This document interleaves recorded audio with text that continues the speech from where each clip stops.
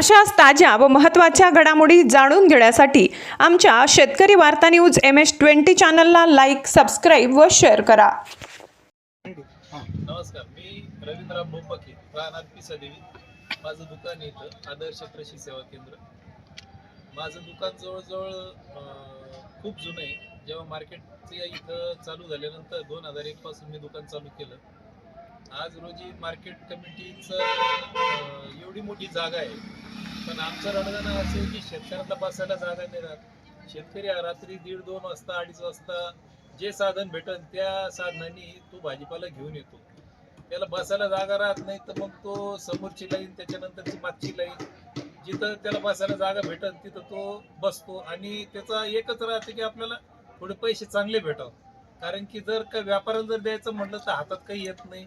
मग तो हातोहात विकताना तो 2 वाजेपासून तर 8 वाजेपर्यंत बसतो. तेव्हा काही दुकानासमोर बसतो. आता काही दुकानदारांना त्यांच्या अडचणी पण येतात, पण तरी दुकानदार सहन करून घेतो. चला बा, थोड्या वेळ करता, जास्त काही त्रास होत नाही. पण त्या त्रासानंतर त्रास होतो आमचा चालू. कारण की आम्ही 7-7:30च्या नंतर दुकानदारी आमची चालू होती. 7-7:30 नंतर दुकानदारी करताना आमचे गोडाऊन बाजूला राहतात. गोडाऊन बघितल्यानंतर तुम्हाला कधी कधी असं वाटेल की ते गोडाऊन आहे का हागणदारी. शुद्ध भाषा आहे हागणदारी. कारण की भारतामध्ये आपण बऱ्याच वेळेस म्हणतो स्वच्छता अभियानांतर्गत, पण इथं स्वच्छता वगैरे काही नाहीये. आता प्रत्येक दुकानदार हा चांगल्या घराण्यातला आहे, त्याला सुब्रेक येणार राहतो. इथं दुसरी तर व्यवस्था काहीच नाही, पण जे सुब्रेक करता इकडे तिकडे जायचं जरी म्हटलं तर त्याला जागा तर नाहीच आहे, आणि कुठं जावं कसं जावं ते पण कळत नाही. राहिला प्रश्न गोडाऊन.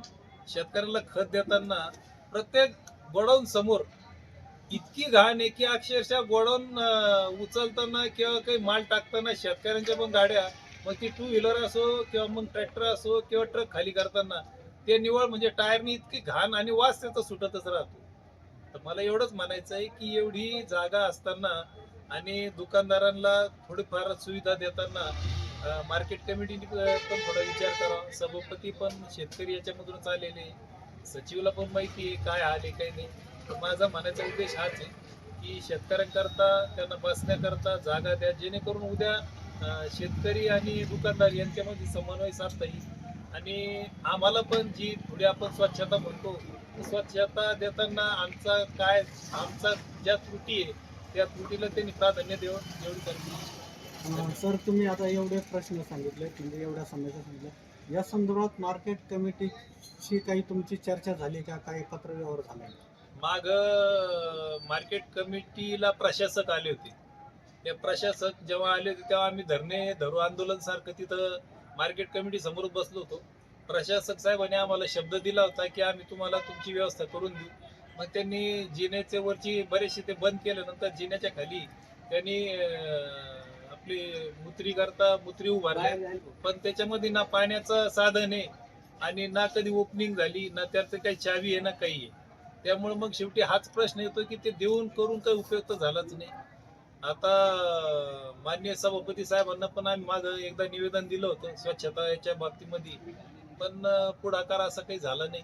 मला वाटतं सभापती साहेबांनी पण याच्यामध्ये ध्यान द्यावं आणि आमचे प्रश्न थोडं मार्गी लावा, एवढीच आमची इच्छा आहे. पुढची भूमिका काय असेल? भूमिका म्हणजे आज आम्ही दुकानदार असो, शेतकरी असो, शेतकऱ्यांना पण जागा कुठं सकाळी 1:30 वाजता 2 वाजता तुम्हीच विचार करा की इतक्या रात्रीतून आल्यानंतर विधी येणारच राहतो. त्यांना कुठं ना कुठंतरी जागा असायलाच पाहिजे. आज किंवा उद्या, आज तर काही होणार नाही, पण उद्या सभापती साहेबांना, सचिव साहेबांना किंवा मार्केट कमिटीचे जे कोणी सदस्य असतील ते पण शेतकऱ्याच्या याच्यामधलेच आहे. आम्ही त्यांना पण विचारात घेऊन एक बैठक बसू, त्यांना विचारू. नाही तर मग जसं धरू आंदोलन राहतं त्या टाईपमध्ये आम्ही आमच्या दुकानदारे बंद करू आणि मग पुढचं काय करायचं ते सभापतीने सांगा, त्या पद्धतीने आम्ही करू. धन्यवाद.